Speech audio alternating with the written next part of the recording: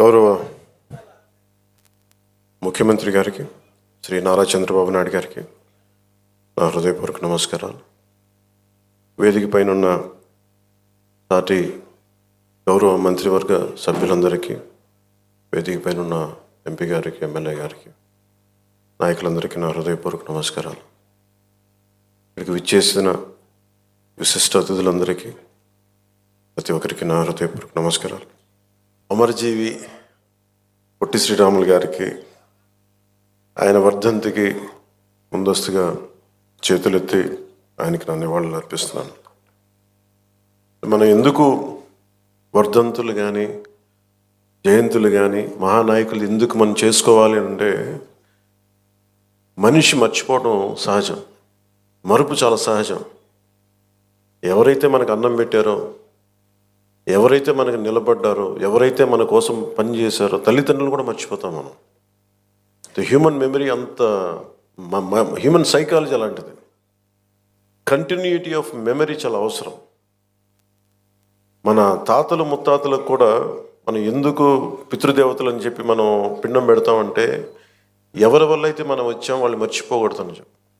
అలాంటిది ఇన్ని కోట్లాది మందికి ఈ రోజున నాలాంటి వాడు కూడా రాష్ట్రానికి ఈ స్థాయిలో మీరందరూ పెట్టగలిగారంటే దానికి ఉనికినిచ్చినవాడు.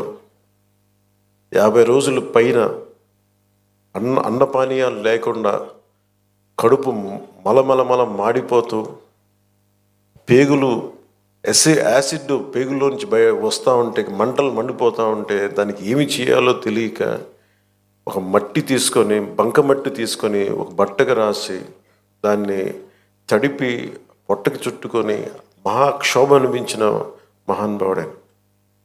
భార్య చనిపోయింది, కొడుకు చనిపోయాడు, కేవలం సమాజం కోసం, దేశం కోసం బతికిన మహానుభావుడైన.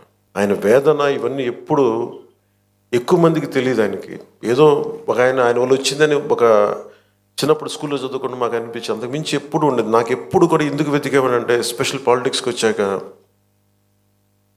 అది కూడా ఆయన గొప్పతనం ఎప్పుడు మాకు మరింతగా అర్థమైంది అంటే, రాష్ట్ర విభజన జరిగిన తర్వాత ఎవరైతే మనకి మూలకారకులు ఆంధ్రప్రదేశ్కి, ప్రతిసారి పొట్టి శ్రీరాములు గారి విగ్రహం ఎతకాలి అంటే ఆర్యవైశ్య సమాజంలో దొరుకుతుంది తప్ప తక్కువ చోట్ల దొరుకుతుంది. ఆయన ఒక జాతికి నాయకుడు కాదు, ఒక కులానికి నాయకుడు కాదు, ఆంధ్ర జాతికి నాయకుడు ఆయన. అలాగే భాషా ప్రయుక్త రాష్ట్రాలకి ఆద్యుడు, దానికి దారి వేసినవాడు. స్వాతంత్రం వచ్చిన తొలి రోజుల్లో ఇది. ఇందాక మనం దాంట్లో చూస్తూ ఉంటే ఆయన మీద చేసిన ఆ డాక్యుమెంటరీ ఫిల్మ్ కూడా చాలా అద్భుతంగా తీశారు. INPR డిపార్ట్మెంట్ అందరికీ నా హృదయపూర్వక మీకు అభినందనలు తెలియజేస్తున్నాను. చాలా అద్భుతంగా తీశారు, చాలా హృదయానికి హత్తుకునేలా తీశారు, గుండెలు కదిలించేలా తీశారు.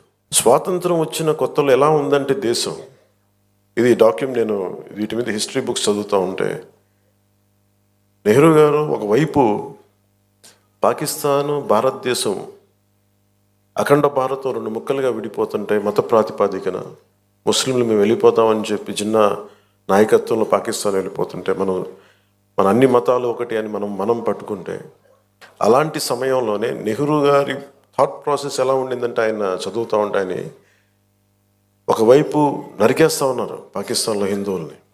అలాంటి సమయంలో ఇంకొక మూల మన ఉమ్మడి మద్రాసు రాష్ట్రంలో చాలా వివక్ష అనుభవిస్తూ, అవమానాలు భరిస్తూ, తెలుగు వారికి గుర్తింపు లేదు.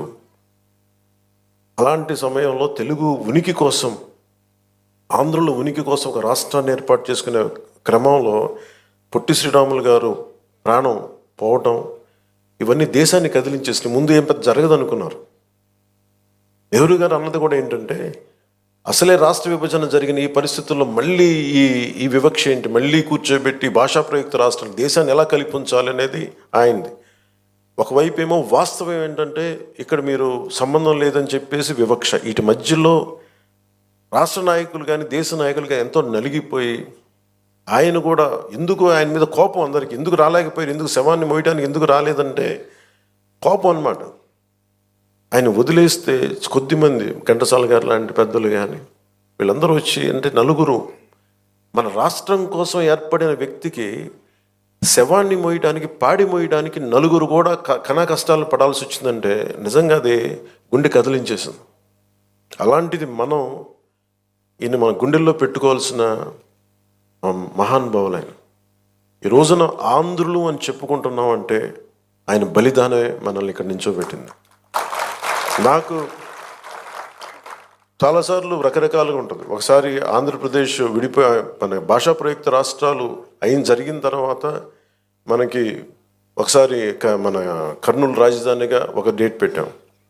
తర్వాత మళ్ళీ మనకి తెలంగాణ రాష్ట్రాన్ని విలీనం చేసి ఉమ్మడి ఆంధ్రప్రదేశ్కి ఏర్పడిన ఒకటి మళ్ళీ విడిపోయిన తర్వాత ఇవన్నీ మొన్న చాలాసార్లు క్యాబినెట్లో మాట్లాడుతూ ఉంటే గౌరవ ముఖ్యమంత్రి గారు చంద్రబాబు నాయుడు గారు చెప్పింది, ఆయన ఆత్మార్పణ దినాన్ని మనం చాలా ఘనంగా జరుపుకోవాలి. ఇంకా సమయం లేక ఇక్కడ మన తుమ్మలపల్లి కళాక్షేత్రం జరుపుకోవాల్సి వచ్చింది. లేదంటే ముఖ్యమంత్రి గారి మనసులో చాలా భారీగా ఇదో జరుపుకోవాలి, సరిపోవట్లేదు, ఒక్కసారికి ఇలా చేద్దాం కానీ తర్వాత చాలా గొప్పగా చేద్దాం, దీన్ని అందరూ రాష్ట్రం గుర్తుండిపోవాలి. అంటే ఆయన త్యాగం ఈ రోజున మనందరం కూర్చొని ఈ రోజున మన ఆంధ్రులు అని చెప్పుకుంటున్నాం. భారతదేశంలో ఒక బలమైన రాష్ట్రంగా ఏర్పడ్డామంటే అలాంటి మహానుభావుడి పాదాలకి నేను సాష్టాంగపడి పాదాభివందనాలు తెలియజేస్తూ, ఈ రాష్ట్రం ఒకరి బలిదానం మీద జరిగింది, త్యాగాలు లేకుండా ఏమీ జరగదు. ఆయన తల్లి మన భార్య బిడ్డను పోగొట్టుకొని ఎందుకు చేయాల్సి వచ్చింది అంటే మనందరి కోసం చేసిన వ్యక్తి. తనను దాటి ఆలోచించేవాడు. తన కుటుంబం కాదు, ఇది నా కుటుంబం అని జగమంతా తన కుటుంబం అనుకున్న మహానుభావుడే. తనను దాటి ఆలోచిస్తేనే మహానాయకుడు అవుతాడు. తన కుటుంబాన్ని దాటి, తన పరిసరాల్ని దాటి, తనది అని దాటి వచ్చినవాడు మహానాయకుడు అవుతాడు. అలాగే ఈరోజు మనకి ఆయన స్ఫూర్తిని మాకు క్యాబినెట్లో వివరించి చెప్పి మమ్మల్ని అందరినీ ఉత్తేజపరిచి ఆయన చేసిన త్యాగాల్ని మాకొకసారి మరోమారు గుర్తు చేసి మా అందరికీ ఒక బాధ్యతని గుర్తు చేసి మాకు ఆయన ఆత్మార్పణ దినాన్ని చాలా బలంగా జరుపుకోవాలి, మనం కృతజ్ఞతలు అయి ఉండాలి, దానికి మనం బద్దులై ఉండాలని చెప్పి 10 సార్లు మాకు ఉత్తేజపూరితంగా చెప్పిన శ్రీ నారా చంద్రబాబు నాయుడు గారికి మనస్ఫూర్తిగా వారికి నా కృతజ్ఞతలు, నా అభినందనలు తెలియజేస్తాను. ఎందుకంటే కంటిన్యూటీ ఆఫ్ మెమరీ లేకపోతే ఏమైపోద్దంటే తల్లిదండ్రులు కూడా మర్చిపోతాము. అలాంటిది ఈరోజు ఎందుకు జరుపుకోవాలంటే ప్రతిరోజు మనం గుర్తు పెట్టుకోవాలి. నేను ఈరోజు అన్నం తింటున్నాను, నేను ఒక పదవి వచ్చింది, నేను ఒక ఉద్యోగం చేస్తున్నాను, భాషా ప్రయుక్త రాష్ట్రాలు వచ్చినాయి అంటే ఆయన బలిదానం వల్ల. అది గుర్తుపెట్టుకోవడానికి ఇలాంటి సంస్మరణ దినాలు చాలా అవసరం గుర్తుపెట్టుకోవడానికి. అలాగే ఆయన చేసిన త్యాగాన్ని మరింత ఇనుముడింప చేయాలి అంటే ఇందాక గౌరవ మంత్రి పార్థసారథి గారు చెప్పినట్టుగా గౌరవ ముఖ్యమంత్రి శ్రీ నారా చంద్రబాబు నాయుడు గారి నాయకత్వంలో విజన్ 2047 ఆవిష్కరించారు పుస్తకాన్ని. ఎలా ఉండాలి విజన్ అనేది. ఆయన ఒక పుట్టి శ్రీరాములు గారు ఒక కలగన్నారు, ఆంధ్రులకి ఒక ప్రత్యేక రాష్ట్రం కావాలని. నందమూరి తారక రామారావు గారు తెలుగు ప్రజలను ఎప్పుడు కూడా మద్రాసులు అంటే నేను తెలుగువాడిని సగర్వంగా చెప్పి, తెలుగువాడు కాలర్ ఎగరేసుకున్న తెలంగాణలో ఉన్న ఎక్కడున్నా సరే మాకంటూ ఒక ఉనికి ఉందని ఆత్మగౌరవాన్ని చాటి చెప్పిన మహానుభావులు శ్రీ ఎన్టీ రామారావు గారు. అలాగే చంద్రబాబు నాయుడు గారు మొన్న చెప్పాను, ఒక పార్టీని నడుపుతూ ఎంత కష్టమో నేను చెప్తా ఉన్నాను. ఆయన మనుగడ సభలో చెప్పాను, చాలా కష్టం ఒక పార్టీని నడపడం. ఒక 5 కోట్ల మంది, ఇన్ని కోట్ల మంది ప్రజల తాలూకు జీవితాన్ని నిర్దేశించే పాలసీలు తీసుకురావడం చాలా కష్టం, కంకణబద్దులై ముందుకు తీసుకెళ్ళడం కష్టం. అలాంటిది 2047కి ఎలా ఉండాలి ఈ రాష్ట్రం, అదొక డాక్యుమెంట్, అది ఒక దిశానిర్దేశం చేస్తుంది. ఇలాంటి అవకాశాలు ఉన్నాయి, ఎంత పెట్టుబడి పెట్టబోతున్నాం, లేదంటే మనం నేచర్ ఫార్మింగ్ ప్రకృతి వ్యవసాయం చేస్తున్నాం, లేదంటే ఇన్ని ఉద్యోగాలు కల్పించబోతున్నాం, లేదంటే ఇలాంటి మన టూరిజంలో ఇలాంటి ఆలోచనలు ఉన్నాయి. ఇవన్నీ ఏం చెప్తున్నాయి అంటే ఎవరైనా అందిపుచ్చుకోవచ్చు అని. దీనికి ఒక కులం లేదు, ఒక మతం లేదు, ఒక ప్రాంతం లేదు. ఏ జిల్లాలైనా సరే, మనకున్న 26 జిల్లాల్లో కూడా కులానికి, మతానికి, ప్రాంతం లేకుండా ఎవరి సమర్థత ప్రతిభ మీరు పెంపొందించుకుంటే ఈ అభివృద్ధిలో భాగస్వామ్యం కావచ్చని చెప్పేదే డాక్యుమెంట్ అది. దానికి ఎవరు విమర్శిస్తున్నారని ఎవరన్నా నాకు అనుకుంటే ఇలాగే విమర్శించారు ఆయన. 1990లో కూడా విజన్ 2020 ఏంటి అర్థం లేదనేది అందరికీ కనిపిస్తే వాళ్ళు మహానాయకులు ఎందుకు అవుతారు? ఆయనకి కనిపించింది రాళ్లలో రప్పలో ఒక మహానగరాన్ని సైబరాబాద్ వచ్చింది, దానిలో కొన్ని లక్షల మంది. మన రాష్ట్ర విభజనకి సర్ప్లస్ బడ్జెట్ వచ్చేంత స్థాయికి ఒక క్యాపిటల్ పట్టుకుంది. అలాంటిది ఆయన మళ్ళీ ఈ 24 కూర్చొని రేయింబవళ్ళు కష్టపడి అందరి సలహాలు సూచనలు తీసుకొని 2047 విజన్ డాక్యుమెంట్ని తీసుకెళ్ళి అది సంపూర్ణంగా మనందరం చెయ్య కలిపి కులాలకి, మతాలకి, ప్రాంతాలకి అతీతంగా తీసుకెళ్తే అది $2.2 ట్రిలియన్ ఎకానమీగా అది ముందుకెళ్తే ఆ రోజు పొట్టి శ్రీరాములు గారికి సాధించిన ఆయన బలిదానానికి నిజంగా నివాళి ఏర్పాటు చేసినట్టు అవుద్ది.